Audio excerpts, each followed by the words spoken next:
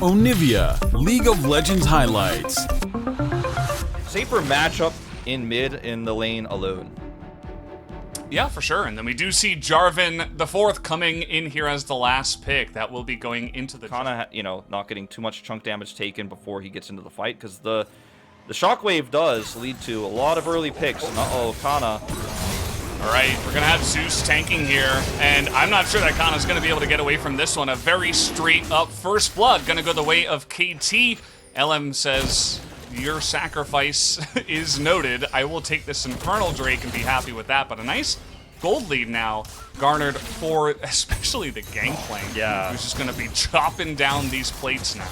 And, Blank is still ahead in farm. He's going to get a little bit of extra turret plate gold up here. They're going to drop the Gangplank ult down here to slow down this turret push, so it's not as good of a trade for T1.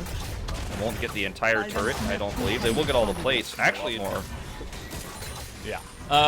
Drakes can only go so far, right? If you're giving this much value, let's try not to get picked. Speaking of which, Blank looks like he's dead. He's going to try to flash away. Here comes the Galio follow-up. And he will actually commit to using his Zhonya's here, even though he will not get away. Almost, sneaks by with the Orianna shield, but not quite. Pick him, but now that everyone's grouped up, T1 are going to have to fight on the right side of this pit. And this looks like it's going to turn into a 50-50 here on the Drake.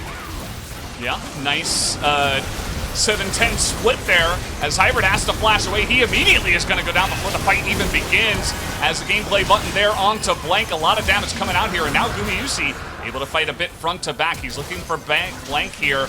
Will get that third shot and pick up yet another kill. Kana still going forward as they pick off a third KT member.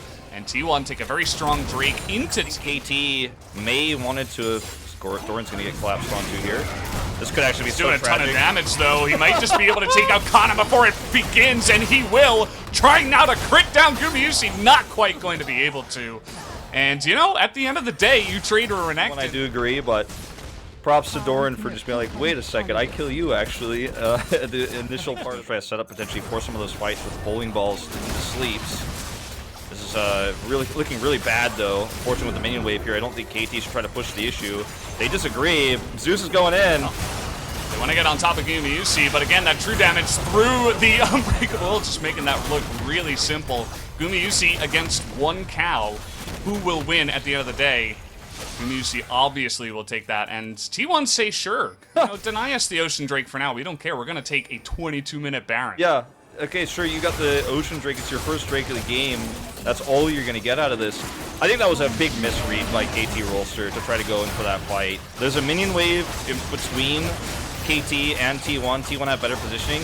And there's clearly a communications issue in the moment where Zeus goes in by foreseen, unless a big mistake happens from T1, and T1's not the type of team to make mistakes like that, generally speaking. Even Kana has had less isolated deaths this game. He's, those two in the top lane were not his fault. This zoom out shows the story of KT having to play defensively here in a moment where otherwise they would have hoped to be spiking ahead with the Samira taking over these team fights. It just hasn't been. Blank. Actually, Elm just getting in there. They're forcing this fight so hard. Creating that front line here for Gumayusi, who's just doing insane amounts of damage already. He is so fed in this game. And I love what T1 are doing. There's a lot of wave clear on the side of KT, but they split it up 1-1-3. And they're able to, get some kind of value. They take that top inner turret down. They're going to take this bottom inner turret down. They're not going to break the inhibitors just yet. Obviously, it's still pretty, but we haven't even seen one single fight like that. We've never really seen a big shockwave or a Samira ultimate or anything. T1 just waltz down mid lane and say, thank you very much, This is a... We're gonna take your inhibitor and you're gonna pay for it. Like, there's nothing that KT are just sitting here in a rush, desperately trying to start this fight around the Ocean Drake, that they lose their inhibitor. Look where Hybrid is! Not where he needs to be! Man.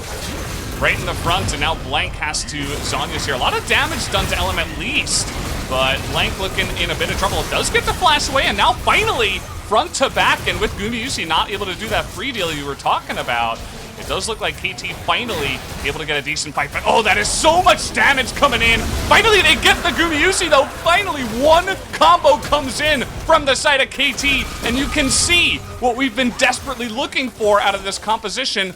finally come to light as Zeus. For T1 in this case, so they can keep kind of forcing the minions to be dealt with. Zeus, I don't know about this one. That wasn't it.